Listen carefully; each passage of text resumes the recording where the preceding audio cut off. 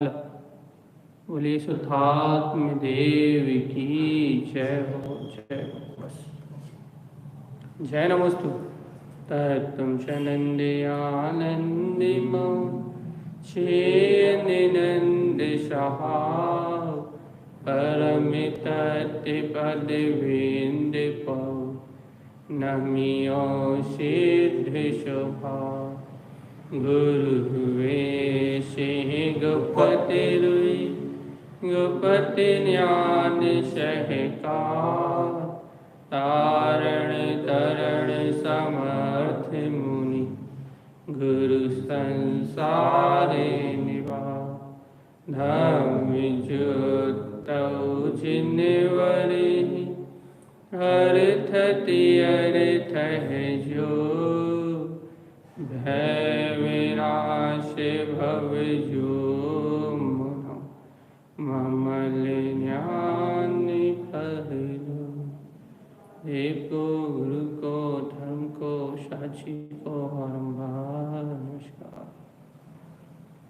श्री आध्यात्मिक कवि कविराज पंडित दौलतराम जी, उनके द्वारा कृत अनुभूति युक्ति है षडहला जी ग्रंथराज, जहाँ अपन मंगलाचरण का वांचन करेंगे।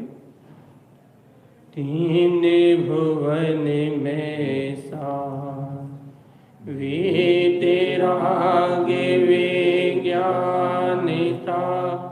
शिव स्वरूप शिविका नमहु त्रियोग समारिके। एक साथ मंत्रोच्चारण करेंगे।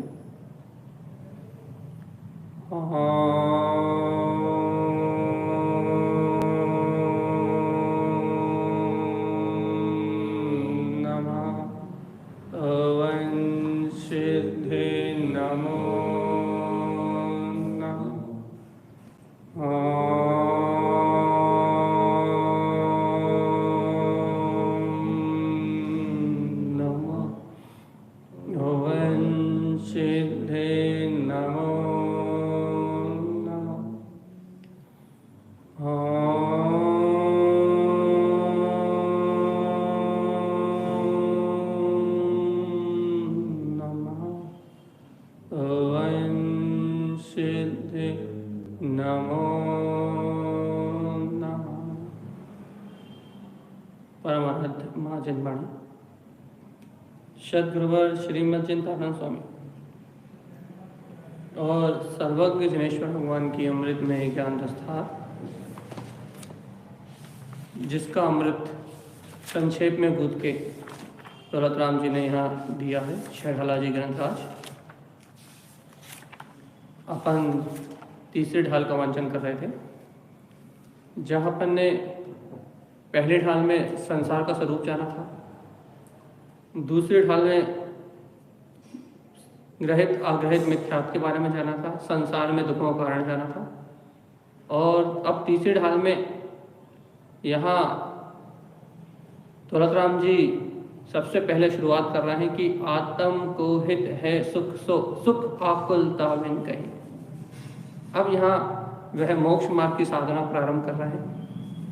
पहले कुगुरु कुधर्म को छुड़वा दिया, पहले संसार का दुख में स्वरूप स्वीकार करा दिया, उसके बाद ग्रहित आग्रहित का भेद बता के कुगुरुओं के और कुदेव आदि के जंजाल से छुड़ा दिया।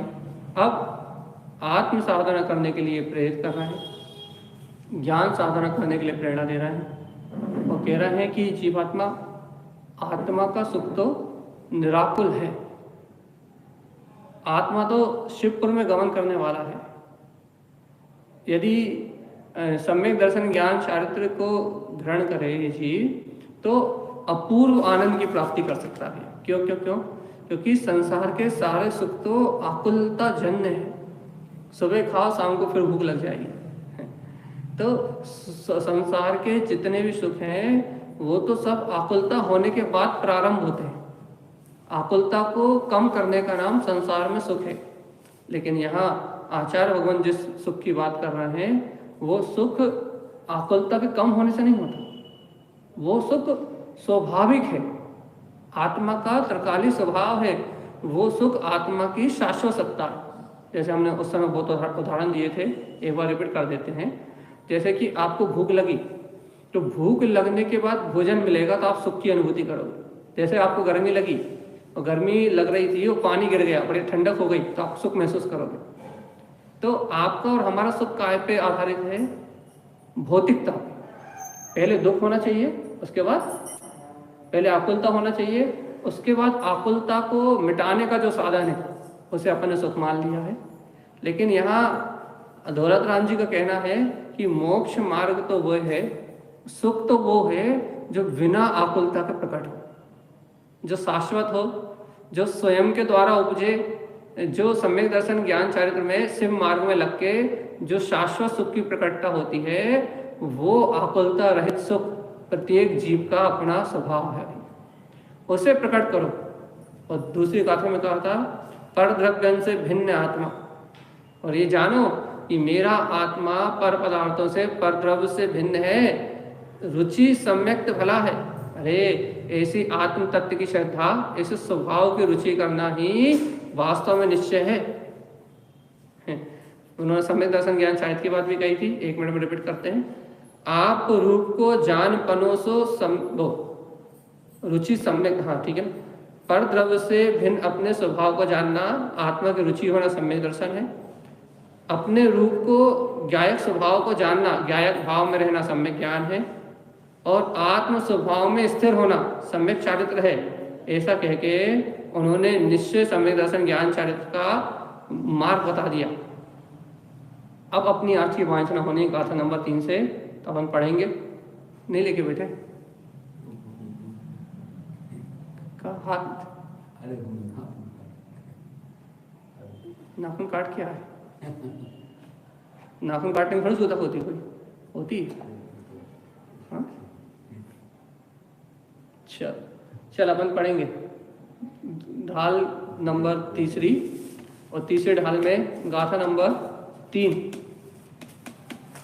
जीव अजीविता ते अरु आश्रव बंदरु सांबर जानो, निर्जरे मोक्ष कहे चिन तिन को, ज्यों काट्यों शाखानो, हे सोई सामिक व्यवहारी, अब निरूप वखानो, तिनको सुन समान विशेष, दृढ़ प्रतीति ओरे आनो। अब देखो भैया बहुत गहरी बात कही उन्होंने सम्यक दर्शन की परिभाषा दे दी। सम्यक दर्शन कैसे प्राप्त होगा जीव को, या मोक्ष मार्ग की साधना ये जीव कैसे करेगा, ये इसमें बहुत अच्छे बताया। अच्छे बहुत ध्यान से सुनना ये बात। क्या कह रहे हैं वो कि जीव अजीव तत्व अरु आश्रव बंद संवर जानो। क्या कहा उन्होंने? निजरा मोक्ष कहे जिन तिनको। क्या कहना चाहते हैं वो? इनमें जीव अजीब अर्थात जीव से जो भिन्न है वो सब अजीब। मैं आत्मा हूँ, मुझसे जो भिन्न है सब अजीब। अजीब उसके बाद क्या कहा? ये जीव अजीब तत्व हैं, इन्हें जानो।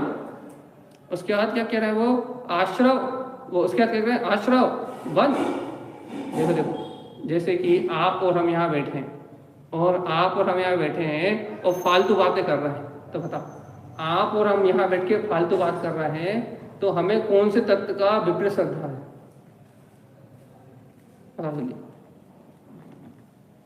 आप और हम यहाँ बैठे हैं, अभी तत्व चर्चा कर रहा है तो ठीक है अपने कल्याण के लिए।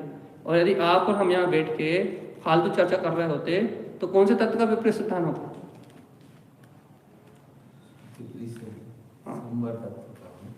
काय को आश्रव तत्व का, आश्रव तत्व का विपरीत सिद्धांत होता कि नहीं होता? कि हमने जाना है कि आश्रव तत्व है हमारे लिए काय का कारण है, नाश का कारण है, हमारे पतन का कारण है। लेकिन इसके बाद भी हम मंदिर में बैठ के या बाहर बैठ के 4 लोग भी कथा कर रहे होते हैं और अपन उसमें आनंद ले रहे होते हैं, बढ़िया मस्ती से फूले होते हैं, तो अपने क्या होता? आश्रव तत्व का विपरीत सिद्धांत हुआ कि नहीं हुआ? पता है कि जीव के पतन का कारण है। चाहे शुभ भाव में लगे होते चाहे अशुभ भाव में लगे होते। तो अपन ये जानते हैं कि ये आश्रव तत्व का विपरीत श्रद्धान है और बंद, इससे क्या होने वाला, अनेक अनंत अनंत कर्मों का बंद होने वाला। इसके बाद भी यदि हम जीव होते हुए भी यदि अजीब इन पर पदगल से मन वचन काय देह आदि से भिन्नता ना करें और क्या आश्रव इन्हीं पर पदार्थों की चिंता में, जो जीव से भिन्न है इसी पर पदार्थों की चिंता में लगे रहें और व्यर्थ आश्रव करके नाना प्रकार के पुद्गल कर्म परमाणुओं का बंद करते रहें, अनंत घातीय अघातीय कर्मों को अपनी सत्ता बांधते रहें, तो हमारा संसार कभी छूटने वाला नहीं। ये विपरीत सिद्धांत है कि तुम जीव अजीब को एक गिन रहे हो और अजीब की पर पुद्गल की चिंता में निरंतर आश्रय और बंद कर रहा, ये विपरीत सिद्धांत। तो क्या करें भैया, क्या करें? तो उन्होंने कहा जीवे अजीविता ते अरु आश्रव वंदिरु संभर जानो। उन्होंने क्या कहा कि तुम जीव अजीब आश्रव वंद संभर इनको जानो। क्या जानो? कि देखो भैया वर्तमान में मैं जीव इन पर पदार्थ रूप अजीब से भिन्न हूं, जितने भी पर तत्व दिखाई दे रहे हैं वो सब अजीब हैं और ये राग आदि विकारी भाव आश्रव के जो कारण है वो निरोध करने योग्य है। आश्रव जो है वो निरोध करने योग्य है। ऐसा जान के क्या करो, ये अपने अनंत कर्मों के बंधे हुए कर्म है, इनको क्षय करने का उपाय करो, इनकी निद्रा का उपाय करो। क्या करो? संबर जानो। क्या जानो? संबर। अरे संबर जानो मतलब अरे शुद्ध स्वभाव में रमणता की भावना भाव, भेद विज्ञान का भाव रखो। कम से कम जिनवाणी का चिंतन करते हुए अशुभ का संबर करो और फिर जिनवाणी से और अंतर जाते हुए, जिन भगवान की बात सुन के और अंतर उतरते हुए क्या करो? शुद्ध भाव को सम्यक्त को प्रकट करके सम्यक्त दर्शन की भावना को प्रकट कर दे के मिथ्यात आदि सभी परिणामों का संवर कर दो। इन मिथ्यात आदि परिणामों को अपने अंतर एंट्री मत दो। जब तुम संवर भाव सहित अपने अंतर आत्मा में इच्छाओं का विरोध करोगे तो निर्जर अर्थात ये अनादि अनंत कर्म अपने आप निजरा को प्राप्त होंगे। संबर सहित निजरा होगी। और क्या कह रहा है? मोक्ष का है जिन तिनको, ये जीव अजीव आश्रव संबर बंद आदि आदि जो तत्व कहे गए हैं मोक्ष आदि, इनको जिनेन्द्र भगवान ने कहा है, ये भगवान के द्वारा कहे गए हैं। तो क्या करें?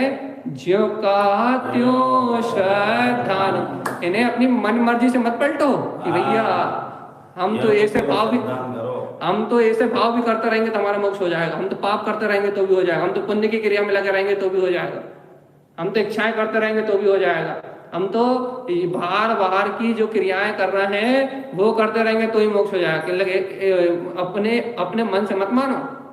जैसा जीव अजीब आश्रव बंद संबर और निचरा और मोक्ष आदि ये जो तत्व है जिन कहे, जिनेन भगवान ने कहे, भगवंतों की वाणी में आए हैं, जैसा भगवंतों ने कहा है तिनको उन तत्वों को ज्यों का त्यों श्रद्धानो, जैसा भगवंतों ने कहा है कि जीव आत्मा अजीब पर द्रव्यों से भिन्न है, आश्रव और वंद हैं, अपने लिए ग्रहण करने योग्य नहीं है, संबर और निजरा वर्तमान सहयोगी अवस्था में ग्रहण करने योग्य है, और मोक्ष मेरा परम उपादेय मुक्त स्वभाव है। अर्थात मोह आदि से मुक्त रहना, मोक्ष कर्मों से छूटना, ये मेरा परम कर्तव्य है। वर्तमान में मेरा परम कर्तव्य है आत्म स्वभाव में रत होके इन कर्मों से छूटना। ज्यों का त्यों श्रद्धानो, जैसा भगवंत ने कहा है वैसा का वैसा श्रद्धान करना। और यदि इनमें थोड़ी सी भी विपरीत मानता करी तो फिर भगवान की वाणी से बाहर हो जाओ। इन 7 तत्वों का सही श्रद्धान होगा तो सम्यक दर्शन। जीव को जीव मानोगे, मैं जीवात्मा, और अजीब मैं जीव हूं तो मुझसे अन्य सब अजीब है, पुद्गल में कहीं परमात्मा नहीं हो सकते, या फिर क्या कहते हैं पर कोई मेरा कल्याण कर नहीं सकता, अन्य द्रव्य से मेरा हित हो नहीं सकता। क्यों? क्योंकि मैं जीवात्मा हूं और मेरे अलावा जो कुछ भी है सब वो जड़ पुद्गल है, सब अजीब है। भैया आप तो मेरे लिए आप भी अजीब हो, मेरे कोई काम क्या नहीं। तो यहाँ क्या कह रहा है कि मैं जीव हूं और समस्त अजीब पदार्थों से भिन्न हूं। और जब मैं सब अजीब पदार्थों से भिन्न हूँ तो फिर किससे राग द्वेष कर? कोई नहीं सकता। जब कोई है ही नहीं तुम्हारा, ना कोई मित्र है ना कोई शत्रु है। अब जब ना कोई अपना है ना कोई पराया है, अब जब कोई अपना पराया है ही नहीं तो आश्रव और बंध कहाँ से करो? किससे कर रहा है?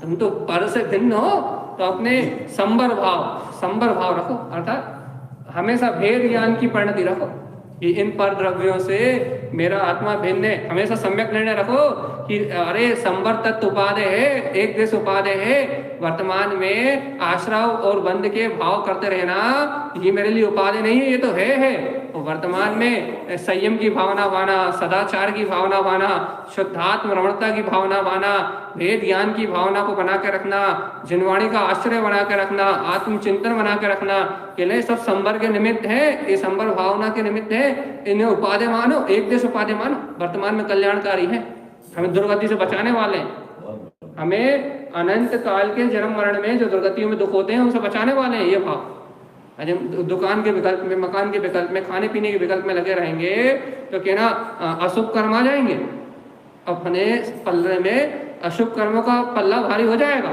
तो क्या करो कि संबर भाव को बना के रहो, कम से कम भैया क्या बोलते हैं, व्रत संयम नियम करने की भावना को बना के रखो। इससे क्या होगा, अशुभ भाव का आना रुकेगा। तो कम से कम त्रियंश गति और नर गति, 2 गति से तो बच जाओ। यदि अशुभ भाव नहीं आएंगे तो तुम्हारा अगले भाव में नर्क और त्रियंश गति में चयन नहीं होगा, 2 गति से बच जाओ। और यदि वो भाव सम्यक सहित होंगे तो कहने लगे फिर 58 लाख योनियों से ही बच जाओ, फिर तो तुम दुर्गतियों से हमेशा के लिए बच जाओ, फिर देव और मनुष्य गति के अलावा कुछ मिलेगा ही नहीं। और यदि ऐसे सम्यक की भावना को, संबर को एक देश उपादेय मान के यदि तुमने अपनी मन की इच्छाओं का निरोध किया, अपनी इच्छाओं पे अंकुश लगाया, तो तब से होगी निजरा।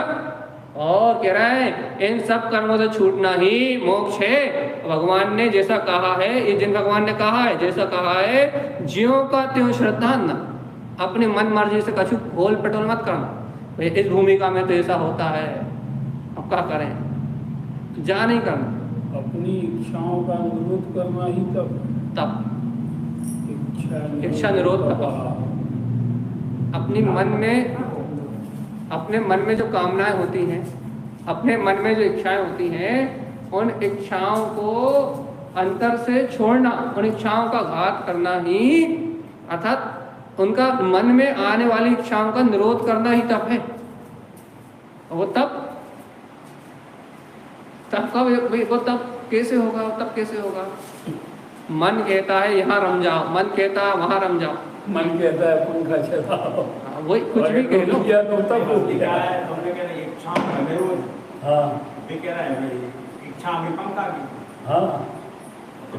हो रही है विकल्प में क्या रहा, गर्मी लग रही, गर्मी लग रही, विकल्प खत्म, वही विकल्प तो अपने को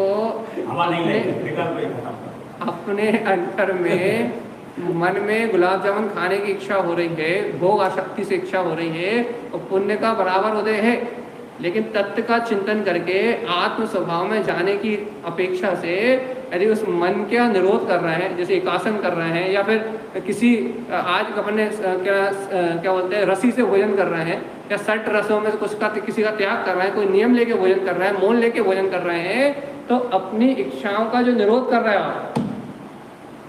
वो इच्छाओं का निरोध करना तप है, सम्यक की भावना से, तभी तप है, नहीं तो फिर मिथ्या तप हो जाएगा। वैसे भी वो फिर बाल तप, फिर वो स्वर्गों का कारण होगा। बाल तप कौन सा?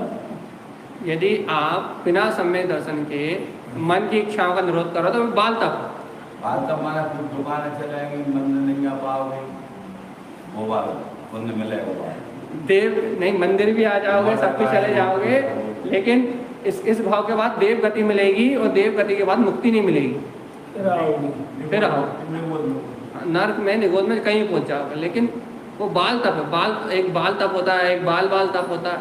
बाल तप कौन करते हैं? ये अंध मत वाले, ये बाल तप करते हैं।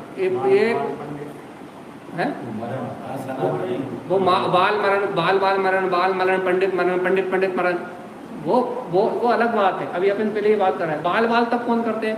ये अज्ञानी जीव जो जिनेन भगवान की बात को जानते नहीं, जैन धर्म को जानते नहीं, ये सब बाल तब करते हैं।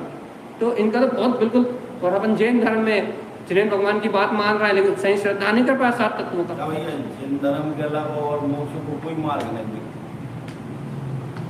ये लोग का धर्म मतलब इनको का गौतम गणधर भी और अपने सारे तीर्थंकर भी आगे साईं, इतना ही तो काफी।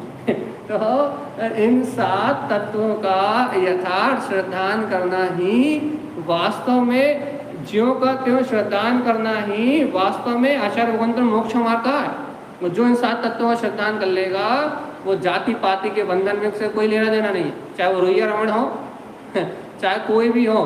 जो ऐसा 7 तत्वों का श्रद्धान कर लेगा वो सम्यक व्यवहारी हो जाएगा। और देखो आगे क्या लिखा, अच्छे से ध्यान से, हे सोई समेकित व्यवहारी अब इन रूप वखानो जिनको सुनने सामान्य विशेष दृढ़ प्रतीति और आनो। इतनी गजब की बात कही। इन 7 तत्वों का जैन भगवान के कथन अनुसार जो श्रद्धान करते हैं, हे सोई सम्यक व्यवहारी, बस यही सच्चे व्यवहारी हैं। भैया हमें तो समाज में जाने का व्यवहार निभाना है, हम यहाँ नहीं जाए तो हमारा व्यवहार बिगड़ जाएगा। तो व्यवहार है, हाँ, वही बता रहे हो कि हमरो व्यवहार बनाने, इस समाज से बनाने, इस मंदिर बनाने, इन लोगों से बनाने, इनके बीच में रहने, समाज में व्यवहार बनाने के चक्कर में लगे हुए हैं जीव। लेकिन ये जो सम्यक व्यवहार जिन्हें भगवान ने कहा है, इसको छोड़गा, इसको छोड़ के दुनिया का व्यवहार निभाने तैयार है, पुत्र का, परिवार का, समाज का। नहीं तो अवन तो जय महाराज ने कोई व्यवहार है, जो संपत्ति व्यवहार। तो वास्तव में यथार्थ व्यवहार तो जिनेन भगवान जो कह रहे हैं कि 7 तत्वों को जिनेन भगवान ने जैसा का तैसा कहा है वैसा श्रद्धान करके उस अनुरूप अपनी परिणति बनाना। कि भैया संसार में कोई हमारे काम में आने वाला नहीं।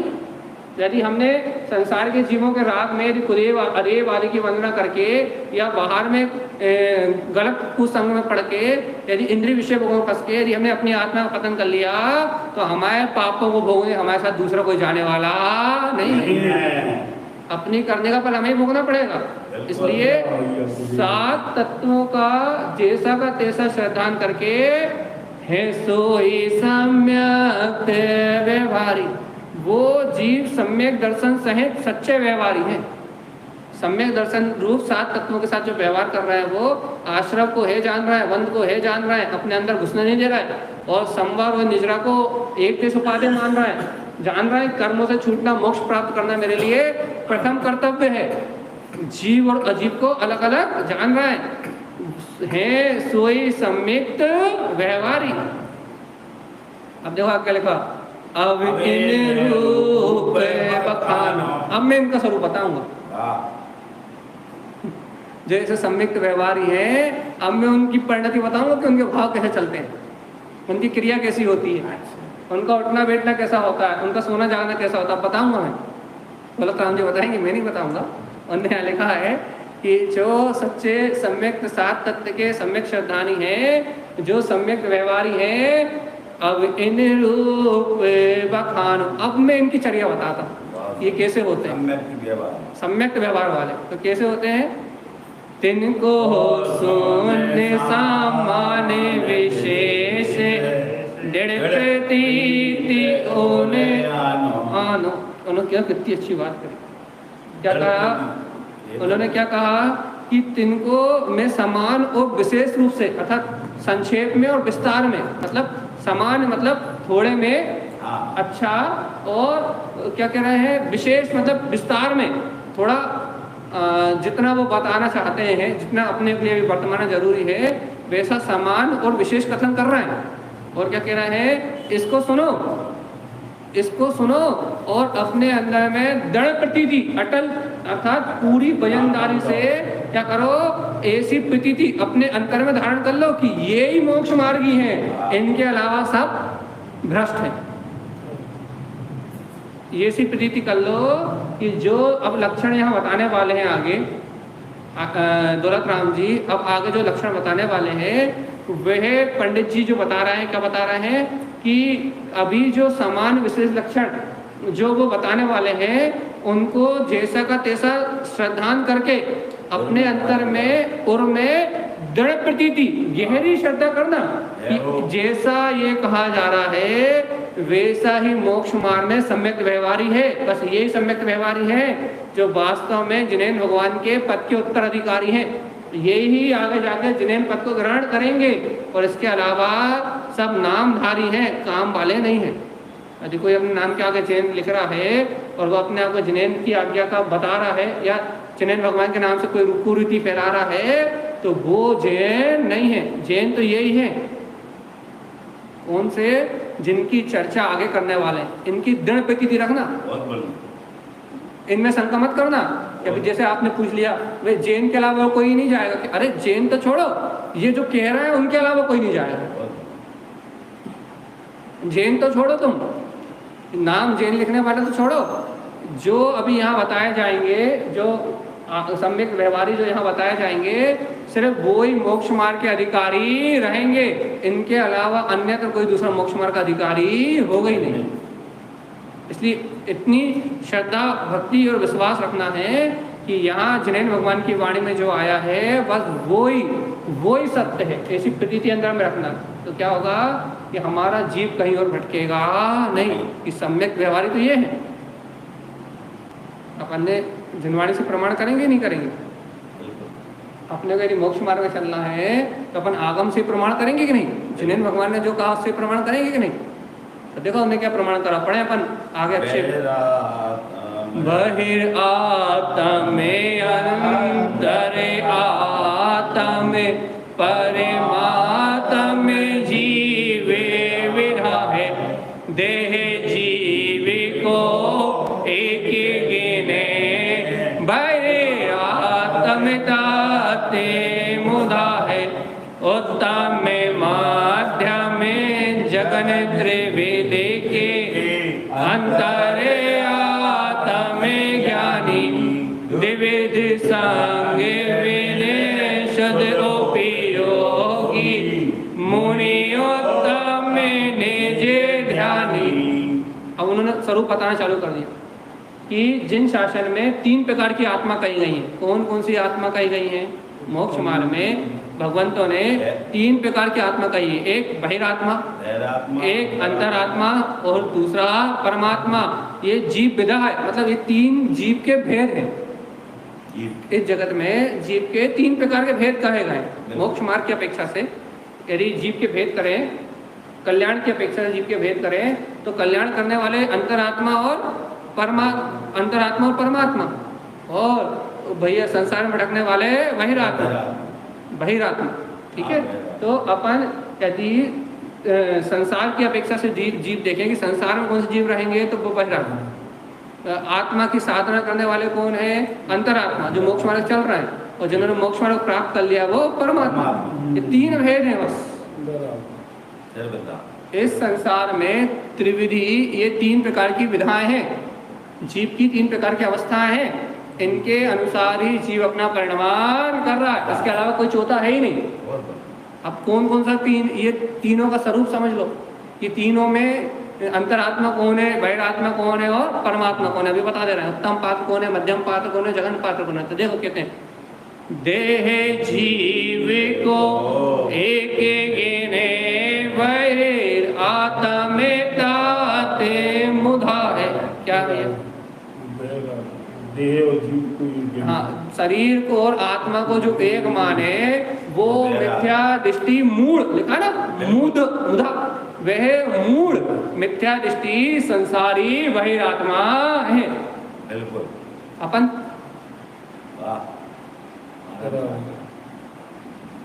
काय मानन डाल आत्मा की चर्चा, ये बहिरात्मा की चर्चा सुनी। पढ़ रहे हैं हम तो। देह जीव को एक गिने, इस संसार में जो देह और जीव को एक मान ले, एक मान के बैठ जाए, वो बहिरात्म तत्व है। और कैसा है? तत्व का विपरीत श्रद्धानी मुदा मूढ़ है, मिथ्या दृष्टि है। और अनंत काल तक संसार में जन्म मरण करने वाला यही बहिरात्म तत्व कहा है। इसलिए बार बार कहते हैं कि जीवात्मा दुनिया भूल जाए तो भूल जाए, तुम दुनिया को भूल जाओ तो भूल जाओ, लेकिन एक क्षण के लिए मैं इस शरीर से भिन्न एक तत्व भगवान आत्मा हूँ, ऐसी प्रतीति को मत भूलना। सबको भूल जाओ तो भूल जाना, समाज भूल जाओ, परिवार भूल जाओ, संयोग भूल जाओ, क्योंकि ये तो नियम से छूटेंगे, शरीर भी छूटेगा, शरीर के संबंध भी छूटेंगे, लेकिन मैं अंतर आत्मा, मैं ज्ञान स्वरूपी ज्ञान शरीरी आत्मा इस देह से भिन्न हूँ, इस प्रतीति को मत भूलना। यदि ये प्रतीति नहीं आती तो जीव और देह को एक गिनने वाला बहिरात्मा है। शरीर की सेवा में लगा हुआ, घर पुत्र परिवार की चिंता में लगा हुआ, इंद्रिय विषयों के सेवन में लगा हुआ कोई जो जीव है वो बहिरात्मा है। अब भैया बहिरात्मा की बात तो समझ में आ गई। अंतरात्मा कौन है? उत्तम माध्यम जगन त्रिवेदी के अंतरे आत्मे ज्ञानी। अंतरात्मा के तीन भेद कौन कौन से? हाँ, सबसे छोटा जगन्नपात आवृत सम्यक दृष्टि, और दूसरा मध्यम पात्र छठे गुणस्थानवर्ती साधु, और क्या बोलते हैं पंचम गुणस्थानवर्ती देशवृत्ति श्रावक, और पहला उत्तम पात्र सातवें गुणस्थान या श्रेणी अर्पण करने वाले मुनिराज। ये तीन भेद है। अब यहाँ लिखा है, आपको पढ़ोगे तो आपको समझ में आ जाएगा क्या कह रहा है। उत्तम मध्यम जगन त्रिविधि के अंतर आत्म ज्ञानी, जो आत्मज्ञानी है, अंतर आत्मा को जानते हैं, अंतर आत्मा को अनुभव कर रहे हैं, अंतर आत्मा को पहचान रहे हैं, वह सभी अंतर आत्मा है। और वो क्या कर रहा है? द्विविध संग विनिशुद्ध उपयोगी मुनियोत्तम निजे ध्यानी। उत्तम पात्र कौन है भैया? जो दो प्रकार के संयम से सुशोभित है। कौन से? एक संयमा संयम और एक स्वरूपा चरण चारित्र। बाहर में व्यवहार संयम और अंतर में निश्चय चारित्र, आत्मरमणता, इन सहित जो शुद्ध उपयोगी है। ये लिखा शुद्ध उपयोगी, देखो जरा, कि बाहर से परिग्रह से रहित 28 मूल गुणों का निर्दोष पालन करने वाले, लिखा ना, बिन मतलब परिग्रह से रहित, संग बिन 24 प्रकार के परिग्रह से रहित, द्विविध संयम संयम आदि चारित्र को पालने वाले। कौन? कहने लगे शुद्ध उपयोगी। कौन लगे? जो शुद्ध उपयोगी साधु हैं, वो मुनियोत्तम निजे ध्यानी, जो अपने अंतर ध्यान में लीन है, वह भावलिंगी मुनिराजी उत्तम पात्र है। बस, वो भी कौन से? शुद्ध उपयोग में लीन होने वाले।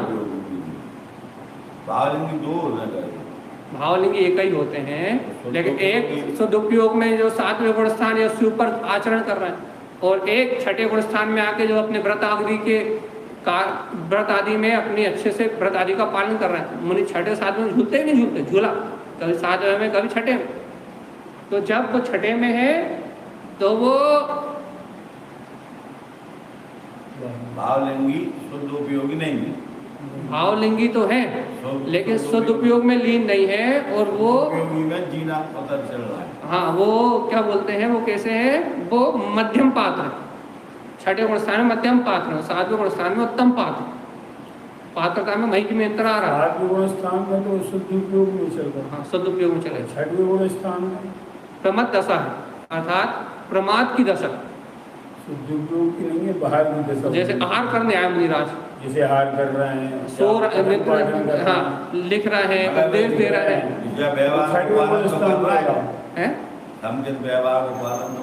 हाँ, भावलिंगी संत है। और बाहर ऐसे नहीं है, वो नकली वाले नहीं है, नकली वालों की चर्चा नहीं है, कुगुरुओं की चर्चा नहीं है, भावलिंगी की चर्चा।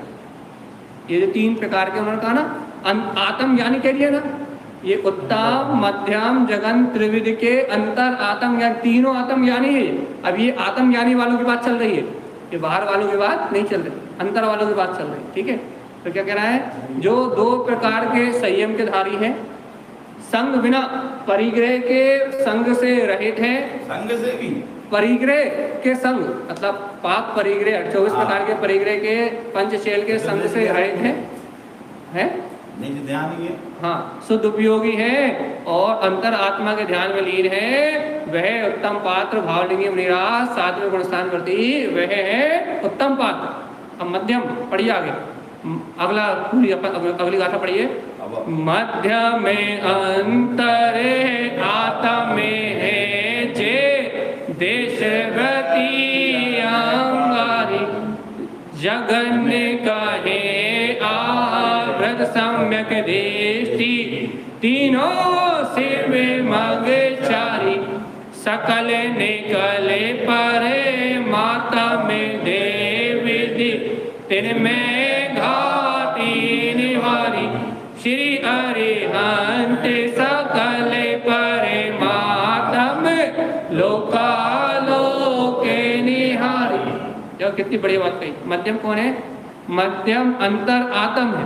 पहले उत्तम अंतरात्मा की बात हो गई, उत्तम पात्र की बात हो गई। अब मध्यम अंतरात्मा कौन है? जे देशव्रती अंगारी, अंगारी मतलब छठे गुणस्थान वर्ती साधु, और देशव्रती मतलब 11 प्रतिमाएं 5 अणुव्रत का पालन करने वाले श्रावक, देशव्रती श्रावक। ये कौन से पात्र है? कि लगे मध्यम अंतरात्मा। अंगारी मतलब होता है साधु, जो नई नई दीक्षा लेते हैं या फिर जो छठे गुणस्थान वर्ती होते हैं, शुद्ध उपयोगी नहीं हो पाते, जिनकी 3 चौकड़ी कसाय का अभाव हो गया, अनंतनवंदी प्रत्याख्यान अप्रत्याख्यान, ये जिन्होंने 3 चौकड़ी कसाय का अभाव करके संजलन कसाय की तीव्रता सहित जो प्रमाद अवस्था में 28 मूल गुणों का निर्दोष पालन करते हुए, महाव्रतों का निर्दोष पालन करते हुए जो प्रमद दशा में है, वो छठे गुणस्थान वर्ती, और फिर जो 11 प्रतिमाओं के धारी हैं वह पंच अणुव्रतों को पालन कर रहे हैं। ऐसे 2 चौकड़ी कसाय का अभाव करने वाले देशव्रती, इन दोनों को क्या कहा? मध्यम में अंतरे आत्मा। इन दोनों को मध्यम अंतरात्मा कह दी।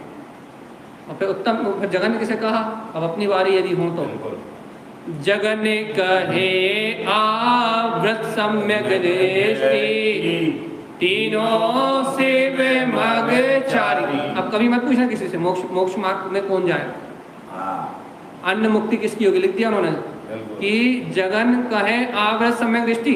अब जैसे एक भी व्रत नहीं है,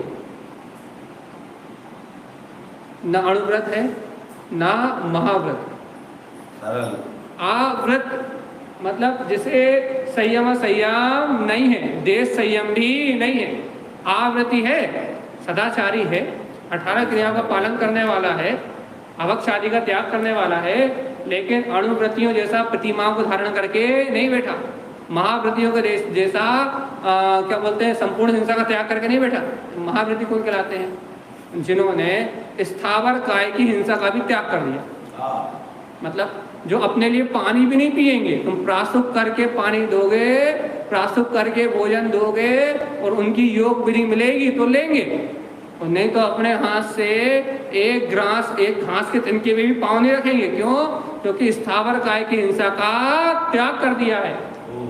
चलेंगे, उठेंगे, बैठेंगे भी तो पृथ्वी से प्रक्षालन परिमार्जन करके चलेंगे। धूप से छांव में जाएंगे तो परिमार्जन करेंगे पहले पृथ्वी से, कि मेरे धूप के वाले जो जीव है वो यहीं रह जाए और छाया वाले जीव जाए तो यहाँ रह जाए। तो जो चलते उठते बैठते स्थावर काय तक के जीवों की रक्षा करते हैं, अपने लिए किसी भी प्रकार की वस्तु का उपयोग स्वयं नहीं करते, एक इंद्रिय जीव का भी जो घात नहीं करते, स्थावर काय का भी जो घात नहीं करते, वो कौन है? उत्तम। हाँ, अब मध्यम कौन है? जो स्थावर काय की हिंसा तो करते हैं, स्थावर काय मतलब वर्तमान में आरंभी हिंसा जिसे कहते हैं, आरंभी हिंसा, जिनसे हिंसा तो कोई भी आवृत्ति भी नहीं करना चाहता है, तो तीनों आत्मज्ञानी, तो तीनों किसी भी प्रकार की हिंसा करना नहीं चाहते। सबके तीनों के पिता 6 काय के जीवों पे दया है, लेकिन व्रत की अपेक्षा से कथन कि उनने महाव्रत लिया है तो वो अपनी क्रिया में वो हिंसा कर ही नहीं सकते। और यहाँ जो व्रती है वह अपना भोजन भी बना सकता है, अपना आहार भी बना सकता है, अपनी सारी क्रियाएं भी कर सकता है। अभी स्थावर काय का वो त्यागी नहीं है। अब इसने काय का त्याग किया?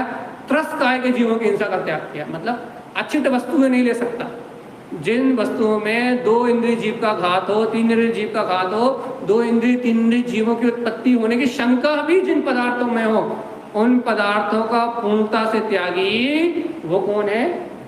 देशव्रती। जिसने त्रस्त काय की हिंसा का संपूर्ण रूप से त्याग कर दिया है वो है देशव्रती। और अब सबसे आखिरी क्वेश्चन, ना जिसने त्रस्त का त्याग किया हो और ना स्थावर का त्याग किया हो। जिसने त्रस्त और स्थावर दोनों काय के जीवों की हिंसा का त्याग ना किया वो कौन? आवृत। मतलब उसमें ना महाव्रत लिए है ना अणुव्रत लिए है, ये है आवृत।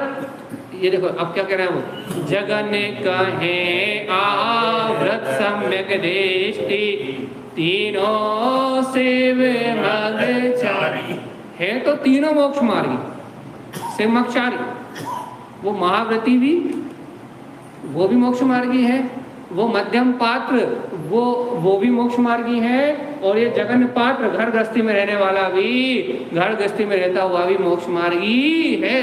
क्यों? क्योंकि तीनों कौन से हैं? आत्मज्ञानी, 7 तत्वों का श्रद्धान करने वाले तत्व के श्रद्धानी क्या कहते हैं? सम्यक व्यवहारी।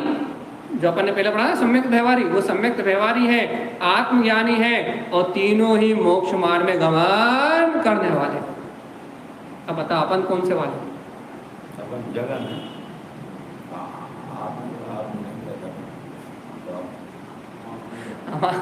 हमारी बात ना करो, अपनी बताओ कौन से अपन? तीनों में कोई नंबर है कि नहीं? जगन है कि उत्तम है कि मध्यम है? आत्मज्ञानी है, आवृत्ति है, लेकिन आवृत्ति मतलब 6 काय के जीवों में अनुकंपा करने वाला, अवक्ष आदि पदार्थों से विरक्त, भगवान की आज्ञा अनुसार भेद ज्ञान में रत, वो है आवृत सम्यक दृष्टि। और फिर नीचे क्या कह रहा है? वो आवृत सम्यक दृष्टि जो है मोक्ष मार्ग जो है वो कैसी सिद्ध करता है? सकल निकले परे मातम द्वे विधि तिनमें घाती निवारी। अब यहाँ तक 3 पात्रों का स्वरूप हो गया। अब परमात्मा की बात कर रहे हैं। परमात्मा के 2 भेद कह रहे हैं, एक सकल परमात्मा जो शरीर सहित है, और एक निकल परमात्मा जो शरीर रहित है। द्वे विधि, 2 विधि से परमात्मा का वर्णन किया गया है। तिनमें घाती निवारी, जिन्होंने घातीय कर्मों का नाश कर दिया है। श्री अरिहंत सकल परमात्म लोकालोके निहारी। उनमें जो सकल है वो तीनों लोकों के ज्ञाता, जिनके ज्ञान में लोक अलोक और समस्त लोक के समस्त द्रव्य गुण पर्याय एक समय में एक साथ झलक रहे हैं, ऐसे संपूर्ण विश्व के ज्ञाता सो इंद्र का वंदित, जिन्हें हम सर्वप्रथम नमोकार मंत्र नमस्कार करते हैं, ऐसे अरिहंत परमात्मा ही जो सर्व लोकालोक को अपने में झलकता हुआ देख रहे हैं, वो है सकल परमात्मा। ये क्या सिद्धांत करा रहा है कि जो लोकालोक को निहार रहे हैं, जिनमें ऐसी चैतन्यता है जो लोकालोक को निहार रहे हैं, सिर्फ वो अरिहंत परमात्मा ही सकल परमात्मा है। उनका भेष बना के कोई आ जाए तो सकल परमात्मा नहीं।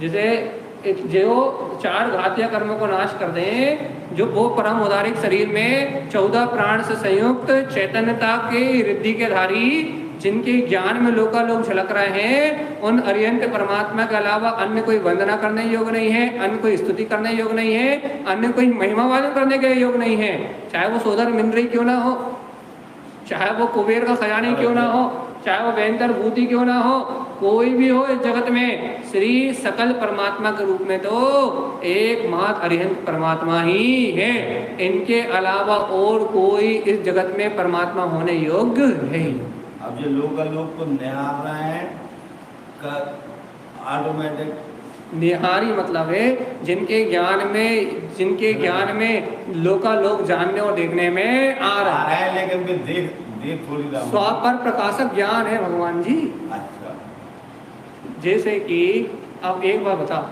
ये हम कहें कि ये बल्ब यहाँ जितने लोग बैठे इन सबको देख रहा, काहे नहीं देख रहा? काहे नहीं देख रहा? अब एक देश उदाहरण दे रहे हैं, कि ये बल्ब यहाँ बैठे हुए सब लोगों को देख रहा है, कि भाई बल्ब नहीं देख रहा। अच्छा एक काम करो, बल्ब निकाल लो, फिर सबको देख के बता। बल्ब निकाल दो, अंधेरा हो जान दो, अपने यहाँ कितनी कुर्सी रखी, कितनी टेबल रखी, सब देख के बताओ, बल्ब देख रहा कि नहीं देख रहा?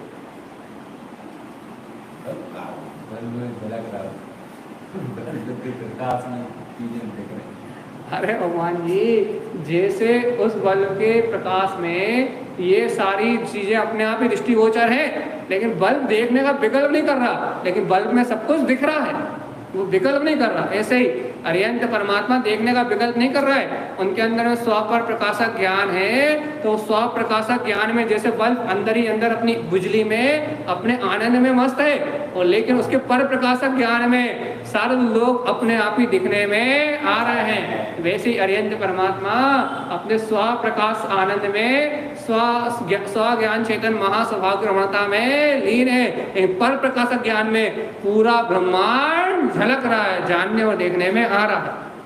सहज है। अब वो बल्ब में कैसे जानने में आ रहा? अच्छा बल्ब के अंदर घुस के देखो कहाँ है, बस वो जो अंदर वाला प्रकाश है वो स्वप्रकाशी, और जो बाहर वाला है वो पर प्रकाशी। उदाहरण समझने के लिए कि जहाँ जीव का उपयोग अंतर्मुख है, वो जो परमात्मा मोहिनी कर्म से, घात्या कर्म से मुक्त होने के कारण से उनका पूरा ज्ञान स्वप्रकाशी है। मतलब अब उनके ज्ञान दर्शन में कोई ज्ञानावर्णी दर्शनावर्णी बाधा डालने वाला नहीं। अब अपन क्या करें, अपने 3 लोग को देखना चाहें तो अपने वो ज्ञानावर्णी आके खड़ा हो जाएगा, कहा भैया कैसे देख रहा है, तुम देख नहीं देंगे आप, है कि नहीं? यदि हम चाहें कि हम यहाँ बैठ के 3 लोगों को देख लें तो क्या होएगा कि हमारा ज्ञानावर्णी कर्म का पर्दा है वो, और सामने आके अड़ जाएगा, तुम कैसे देख लोगे? काय नहीं देख सकते, या तुमने हमें बांध के रखा है। जब तक तुम ये घातीय कर्मों को नाश ना करो तो तुम्हें केवल ज्ञान केवल दर्शन नहीं हुई है, तब तक तुम 3 लोग को देख सकते नहीं। रुचि नहीं रहेगी 3 लोगों को देखने। अभी तो रुचि हम तो अभी चाह रहे हैं वही अब्बे याली हम 3 लोगों को झलका दें, झलका पा रहे हैं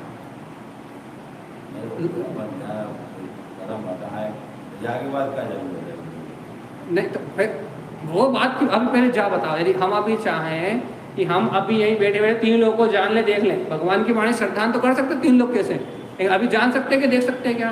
नहीं देख सकते ना। क्यों? क्योंकि ज्ञानावर्णी दर्शनावर्णी कर्म का आवरण पड़ा हुआ। अब मान लो हमारे ये घात्य कर्म का आवरण छीन हो जाए और हम अरिहंत दशा में चले जाएं, तो अरिहंत दशा में जाने के बाद जब हम अपने पूर्ण आनंद, पूर्ण केवल ज्ञान और पूर्ण आनंद दर्शन स्वभाव में हम लीन होंगे तो क्या होगा? संपूर्ण विश्व हमारे ज्ञान में आंवले की भांति झलक उठेगा। अब जब झलक उठेगा तो जानने का विकल्प कौन करेगा? जो नहीं जानो पाए जानने का विकल्प है। अब तुम पैसे सब जानते हो, संपूर्ण द्रव्यों का स्वभाव जानते हो, पुद्गल धर्म अधर्म आकाश काल, सारा तत्व का वस्तु का जो स्वभाव, जब वो ही तुम्हारे ज्ञान में झलक रहा है, वस्तु की समस्त गुण पर्याय तुम्हारे ज्ञान में झलक रही है, तो अब जानने का विकल्प कैसे? अब पड़ोसी घर में क्या हो रहा है जिसे अपने घर में सुनाई नहीं दे रहा हो, दरवाजे पे कान लगा के वो सुने, जैसे रुचि हो वो दरवाजे कान लगा के सुने, और जो अपने आनंद में ध्यान लगा के बैठा हो और पड़ोस में युद्ध हो रहा हो वो क्या सुने? भैया जी पतला निकल के जा तो होगा, वो होता है, वो तेजस शरीर होता है। अब नहीं, जो कुतप तपने वाले होते हैं या फिर जो तपस्या के द्वारा प्रकट होता है उसे तेजस शरीर कहते हैं। तो जीव जो रिद्धि के बल पे, आत्म साधना के बल पे, कुतप के द्वारा, संयम आदि के द्वारा, ऐसा नहीं कुतप के द्वारा अकेला नहीं, संयम आदि के द्वारा, सच्ची साधना के द्वारा जीव यदि आत्म बल करता है, साधु अवस्था में विशेषता से होता है। साधु अवस्था में कोई साधु यदि सच्चा साधु हो, आत्म ध्यान ज्ञान की आराधना में लीन हो, तो उसे रिद्धि प्रकट हो जाती है। तो अब वो एक शरीर होता है जिसका नाम तेजस है। अब जैसे कोई भी तरह के भावलिंगी साधु आत्म ध्यान साधना में निमग्न है, अपने ज्ञान विज्ञान में रत हैं, और वो किसी नगर में गए और उस नगर में चारों तरफ देखा दुर्भिक्ष फैली हुई है, बीमारी फैली हुई है, फसल नहीं हो रही, अनाज नहीं हो रही, सूखा पड़ा हुआ है। वो वहाँ गए और उन्हें सहज करना आई तो उनके सीधे हाथ से एक सफ़ेद कलर का पुतला निकलेगा और माँ सबको निरोग करके धन्य धान को भर के और पानी मानी की वृष्टि करके पूरा चकाचक गांव को समृद्धि से भर के और वापस उनमें जाके समा जाएगा। तेजस शरीर के लाभ। या फिर अपन ने एक कहानी सुनी है कि यदि कोई मुनिराज के ऊपर यदि कोई गुस्सा करे या फिर कोई उनके ऊपर उत्सर्ग करे और यदि मुनि महाराज के परिणाम बिगड़ जाए तो उनकी कुरिद्धि से उनके दाहिने हाथ से पुतला निकलेगा और सामने वाले का भी लाल कलर का पुतला निकलेगा, सामने वाले का भी नाश कर देगा और फिर मुनि के शरीर का भी नाश कर देगा।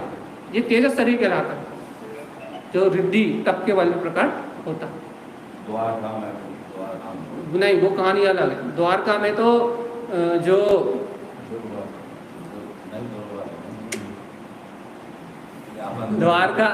द्वारका में जो दीपायन मुनि थे, दीपायन मुनि अग्नि कुमार देव हुए थे। अग्नि कुमार का देव होकर उन्होंने द्वारका को भस्म किया था, वो कहानी अलग है। चलिए ठीक है। तो यहाँ अपनी बात चल रही है कि जो अरिहंत परमात्मा है वो लोकालोक निहारते हैं, वो अपने सकल परमात्मा है। अपने वही पक्का श्रद्धान होगा कि नहीं होगा? तो कोई से ना पूछो ना कि मोक्ष कौन जाएगा।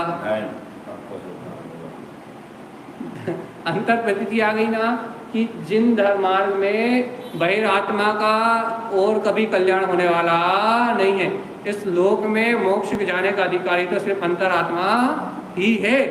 और अंतरात्मा के तीन भेद, जगन्य, मध्यम और उत्तम, ये तीन भेद है अंतरात्मा के। इनके अलावा और सृष्टि में कोई मुक्ति को प्राप्त करने वाला नहीं। अब इन तीन भेदों में अपना नाम लिखो कि हम कौन से नंबर पे और हम आत्मज्ञानी है कि नहीं, हमें 7 तत्वों का श्रद्धान हुआ कि नहीं हुआ। इतना जनवाणी का अध्ययन करने के बाद, इतनी गुरु महाराज की भक्ति करने के बाद, इतना चैत्यालय की सेवा में लगे रहने के बाद, गुरु महाराज के ग्रंथों को इतने बहुमान से मंदिर विधि से लेके भजन भक्ति बहुमान सब करने के बाद भी हमें इन 7 तत्वों का सम्यक श्रद्धान हुआ कि नहीं हुआ। सही गलत में अंतर मुझे समझ में आया कि नहीं आया? मैं सही को और गलत को यथार्थ समझ पाया कि नहीं कर पाया? यदि मुझे सही और गलत का यदि यथार्थ भेद नहीं हुआ तो मैं इस मोक्ष मार्ग की लिस्ट से बाहर हूं। या उत्तम, मध्यम, जगन, इन 3 पात्र में मेरा नाम नहीं है तो फिर मैं मोक्ष मार्ग की लिस्ट से बाहर हूं। और जब तक मेरा जीव मोक्ष मार्ग की लिस्ट से बाहर है, जब तक इसका कल्याण होने का तो रहा। क्या करना है? अपना नाम कहाँ लिखवाना? अरे नहीं, वो इमली के पत्ता गिरने में लिखवाना है, तो मंदिर के बाहर गेट पे लिखवाना है? तो कोई पत्थर लगवाना, कहाँ लिखवाना? पक्का कर लो। शिव मार्ग में लिखवाना है, मोक्ष मार्ग में लिखवाना है। तो 3 पात्र, यही पात्रता है बस। इसके अलावा और कोई मुक्ति को प्राप्त करने वाला नहीं। चाहे कितने समझदार बन जाओ, संसार में कितने सियाने बन जाओ कि हम तो लोगों को बेवकूफ़ बना देते हैं, हम तो लोगों को ठग लेते हैं, हम तो लोगों को उलझा लेते हैं, कितने सियाने बन जाओ, लेकिन यदि ये 3 पात्रों में से यदि पात्रता अंतर में प्रकट नहीं हुई तो तुम समाज में, संसार में, व्यापार में, घर में कितने ही सियाने बन जाओ, कितने समझदार बन जाओ, लेकिन ये मोक्ष मार्ग प्राप्त होने वाला नहीं है। मोक्ष मार्ग तो सिर्फ आत्मज्ञानी को प्राप्त होगा बस। जो जीव और पुद्गल को पर द्रव्यों से भिन्न अपने ज्ञायक आत्मा को स्वीकार करेगा, मोक्ष मार्ग तो मात्र उस भव्य को ही प्राप्त होगा और अन्य सारे जीव इस संसार में भटकते रहेंगे। इतनी बढ़िया बात सुन के भी यदि अपन दौलत राम जी की इस बात का मर्म नहीं समझे, अपना जीवन बेकार। उन्होंने मोक्ष मार्ग निकाल के सामने रख दिया। ये है सही सुख का मार्ग, तो ये है। और बाकी जितने भी सुख के मार्ग हैं, संसार में जितने भी सुख के मार्ग हैं, वो अपनी मन की आकुलता को कम करने के मार्ग। हमारे मन में अधिक इच्छा है वो पूर्ति हो जाए तो उस आकुलता को, उस वेदना को मिटाने के मार्ग को सुख मान रहा है जीव। जैसे हम कई बार उदाहरण देते हैं, यदि 7वें नरक के नारकी को 4थे नरक में ला के रख दो तो क्या कहेगा? क्या कहेगा? 4थे नरक में सुख है, और तुमसे कहे तुम 4थे नरक चले जाओ, तुम क्या कहो? चलिए बताओ। 7वें नरक के नारकी को बड़ो होता है, छोड़ो। 7 बड़ो होते कि 4? नहीं, ये जो उल्टो नहीं, ये सीधो ही है, ठीक है। तो अब यदि 7वें नरक के नारकी को 4थे नरक में लाके डाले तो वो क्या कहेगा? आनंद आ गया, मैं तो अतः भयानक वेदना से छूट गया, अरे आनंद आ गया, आनंद उत्सव मना, उत्सव वो तो दिवाली मनाएगा। या मैं तो भयंकर पीड़ा से, भयंकर वेदना से, महाकष्ट से, महाप्रलय से छूट गया, अहो इस 4थे नरक में कितना आनंद है, और आपसे कहें 4थे नरक में जाकर रहो तो फिर क्या कहो?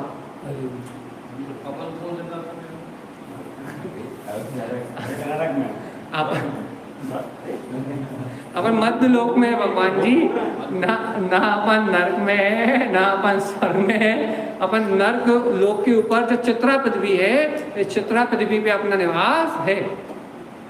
नरक के ऊपर, नरक के 3 भाग होते हैं। नरक में अवगुण भाग से जहाँ से नरक प्रारंभ होता है, उसके ऊपर खर भाग, उसके ऊपर पंख भाग, पंख भाग के ऊपर का जो मोटा स्तर है वो है चित्रा पृथ्वी, और चित्रा पृथ्वी पे ये मध्यलोक है, और मध्यलोक में अपन, मध्यलोक के सबसे छोटे से इतने से हिस्से में, एक सुई के बराबर हिस्से में भरत क्षेत्र में अपन बैठे हुए।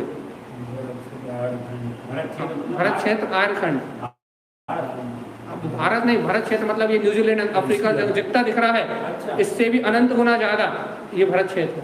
तो अपन इसके क्या कहते हैं, एक छोटे से हिस्से भरत क्षेत्र में है। तो अब अपन ऐसे भरत क्षेत्र में बैठे हुए हैं जहां अपन, वहां अपन यदि 3 लोग के नक्शे की बात करें तो अपन एक चींटी बराबर भी अपना अस्तित्व नहीं है अपने पूरे भरत क्षेत्र का। ये न्यूजीलैंड इंग्लैंड सब मिला लो, जितना भी वर्ल्ड दिख रहा है, वर्ल्ड कहते हो, उसका चींटी बराबर भी हिस्सा नहीं 3 लोग के माप के आगे। तो इस भरत क्षेत्र में अपन है। तो आपका और हमारा कहना ये है, क्या बात कर रहे थे हम, चर्चा क्या कर रहे थे? हाँ, यदि इस भरत क्षेत्र के नीचे जो 7 में, यहाँ यदि आपसे कहें इस भरत क्षेत्र को छोड़ के 4थे नरक में चले जाओ तो नहीं जाना, तो नहीं जाओ। कहाँ नहीं जाओ?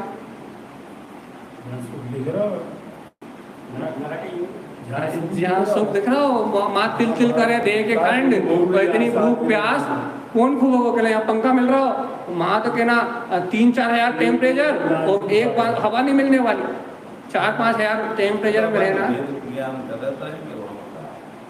रिजर्वेशन करवा लो, फिर तो हो ही गया।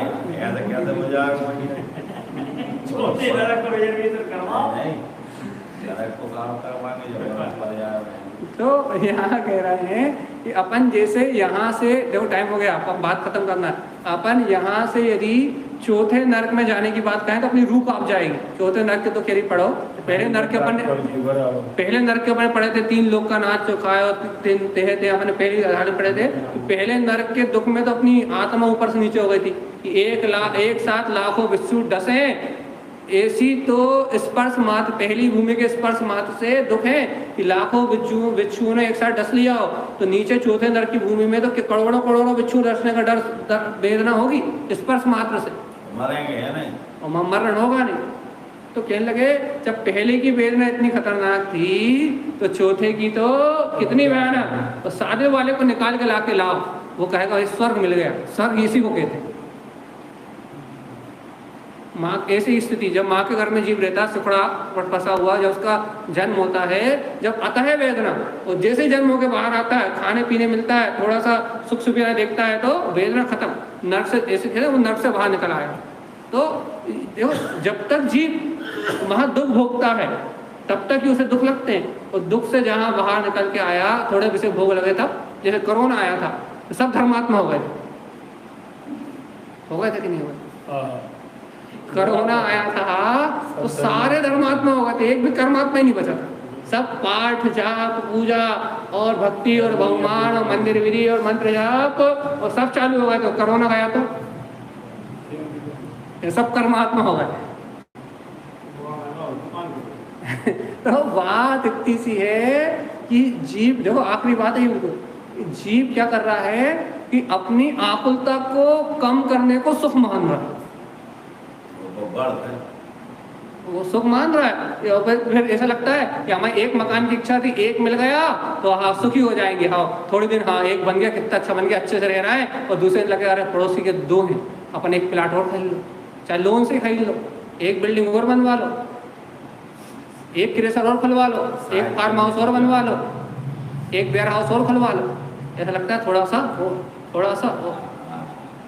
और फिर वो थोड़ा सा फिर मिल जाता है, लगता है अब देखो ये भी लोन पड़ गया, ये काम भी हो गया, अब अपना काम तो चल ही रहा है, थोड़ा सा और ले लो, एक लोन और सही, एक बिजनेस और सही।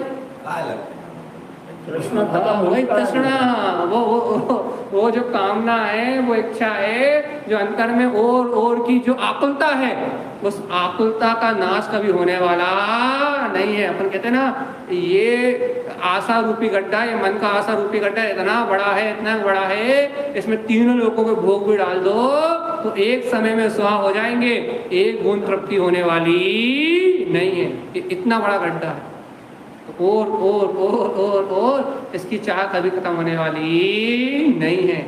इसलिए जीवात्मा, संसारी जीव आकुलता को कम करने का नाम सुख मानते हैं।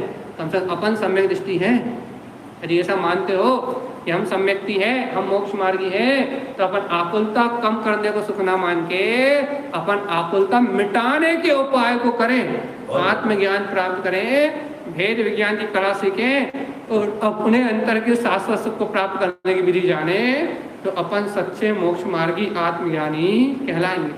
ठीक है कि नहीं? बिल्कुल भैया, ऐसे ही सम्यक मार्ग में आगे बढ़ते जाए और दौलत राम जी की अनुभूतिकृत छेड़ाला जी हमारे अनुभव में प्रकट हो इन्हीं मंगल भावनाओं से। बोलिए छेड़ाला जी ग्रंथादि राजी की जय हो। जय नमस्तु। नंदे आनंद नंद सभा परम पद वेद कहो नमियो सिद्ध सुखा गुरुवेश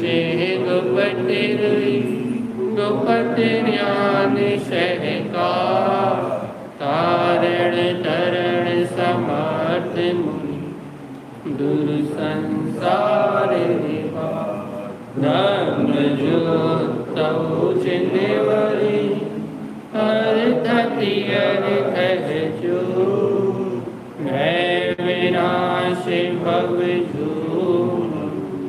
मम ज्ञान को गुरु को धर्म को साक्षी को परम